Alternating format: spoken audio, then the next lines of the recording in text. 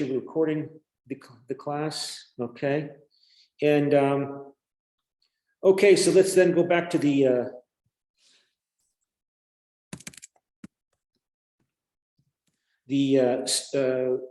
cyber campus. And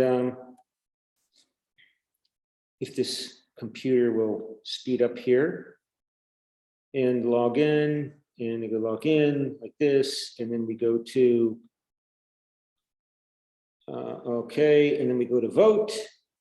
And so, okay, so let's now go through our debate, and let me go to the breakout rooms. So are you in your rooms? Okay, so who's going to speak first? And I didn't bring a coin with me, of course. So let's just go, well, everybody. So Chung Do-jin, you are first. So make your pro statement, Chung Do-jin. Yes, sir. I think the growth of the US federal bureaucracy is the triumph of science over religion. That the core concept of the European Puritans who arrived in North America was to reject the expansion of the excessive central intervention and to emphasize the personal faith. However, after the American Civil War, the executive branch began an effort to develop the bureaucracy with a group called patronage. So modern bureaucrats move according to the scientific political engineering designs, such as the coordinating the opinions of each interest groups and the legislative branch, which is called the iron triangle model. So they even also get the right to run for non-partisan election according to the liberalized Hatch Act. So it is the expansion of executive branch. So and the second thing is that the bureaucracy also played a role in helping American members, such as Native Americans and African Americans and Asian American groups, who are heretics according to a view of the first lender, the European Puritans, to occupy a position in the executive branch. So, Okay. yes. Yeah, I mean, in fact, there was another article I wanted to highlight here that I just wanted to show you, that the concepts that I'm talking about here are not completely my own. I mean, here's something that also was in yesterday's New York Times. This is one of my favorite writers in the New York Times. I think he's a Black man who was brought into the New York Times to be an editorial writer, and he's really insightful. I'm really impressed with him. He's covering how the Red Scare, this fear at the late 1940s and the 1950s about a communist conspiracy infiltrating the United States government that was responsible, for example, for the success of the Chinese Communist Party taking power in China, because the US State Department was filled with American communists who wanted to expand and work for Stalin and expand the communist influence in China and around the whole world. The so-called Red Scare, led by Senator Joe McCarthy from Wisconsin in the 1950s, was really this person. This book that Jamel Bowie is reviewing argues that this was an attack on left-leaning New Dealers from the Roosevelt administration, his New Deal programs that greatly, tremendously expanded the US federal government, to undermine those officials who hope to advance economic and political democracy by empowering subordinated groups and setting limits on the pursuit of private profit. You know, one of the things, for example, that Franklin Delano Roosevelt did was he appointed the first woman to be a cabinet secretary. The Secretary of Labor was Frances Perkins, the first female ever to serve on the cabinet, which to many people, this seemed to be sacrilegious, wrong. I mean, woman is not supposed to be a leader in American society. That's for men's jobs. Left-leaning New Dealers in the federal government, she explains, the author of this book, believed that race and gender inequality served employers by creating low-status groups of workers who supposedly needed or deserved less. Like, you don't have to pay women equally to men. You don't have to pay black people equally to men, right? Thereby drawing downward pressure on all labor standards, including those of white men. They saw their mission as sweeping away beliefs and practices that were based on obsolete conditions, but defended by those whose interests they continued to serve.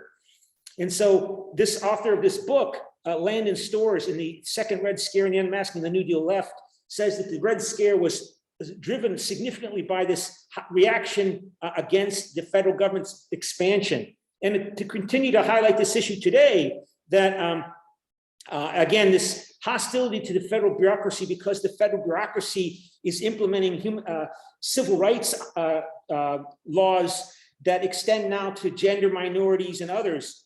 I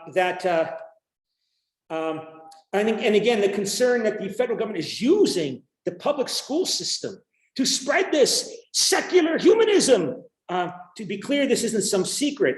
Christopher Rufo, a right-wing provocateur who helped instigate both the panics against critical race theory and against LGBTQ educators in schools, has openly said that he hopes to destroy public education in the United States.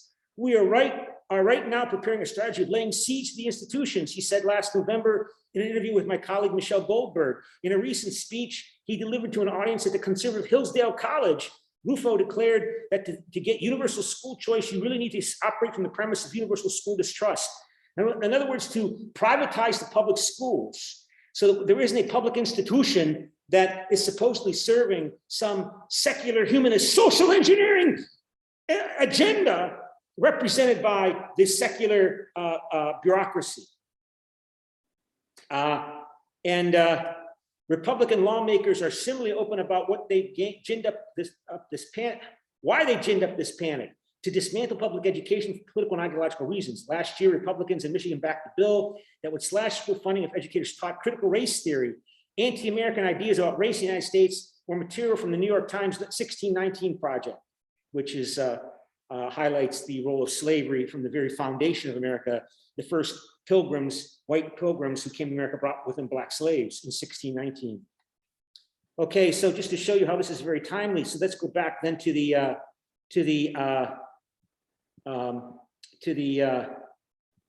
debate and breakout rooms. And Lee Ju Young for Khan. Please read your statement. Okay. It cannot be said that the development of bureaucracy makes science go beyond religion. First, bureaucracy is the form of an organization that Max Weber, German sociologist, claimed to be the most reasonable and efficient form of organization. Weber defined bureaucracy as any administrative system managed by skilled professionals.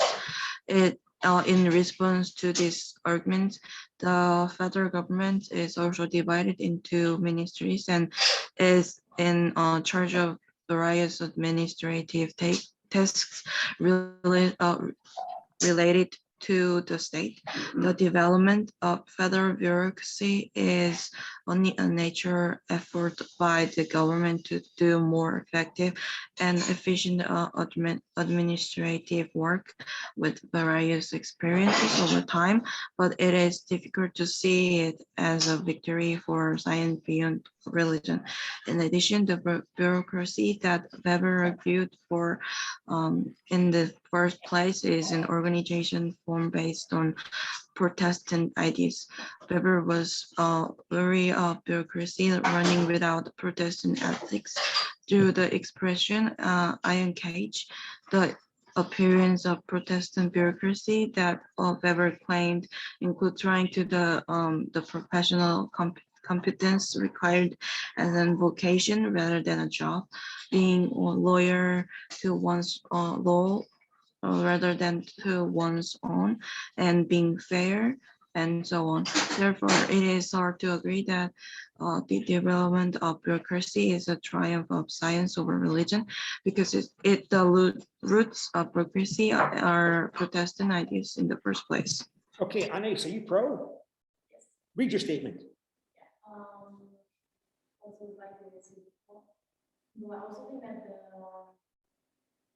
Make sure you're unmuted. Yeah, okay, go.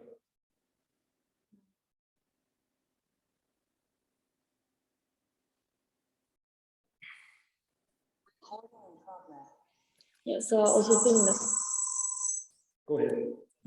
like the US federal bureaucracy is so importantly divided between different like actors that not only one can have the control over everything. So it proves that like, yes, science won't, like religion does not take control of all the actors. So. Okay, and Joe Eugene, you're Khan? Joe Eugene, I'm pro okay, opinion. Yeah. I think in the past, religion, like the absolute strain of Europe, was linked to bureaucracy, but now the United States is not. Because of course, the United States was organized according to Christian belief, but unlike this, American society now has a diverse religious culture and use of representative bureaucracy to release it. As a result, the United States is on not not not linked to religious. That's my opinion. Kim Pyong-koo for pro. Kim Pyong-koo, Yes. go.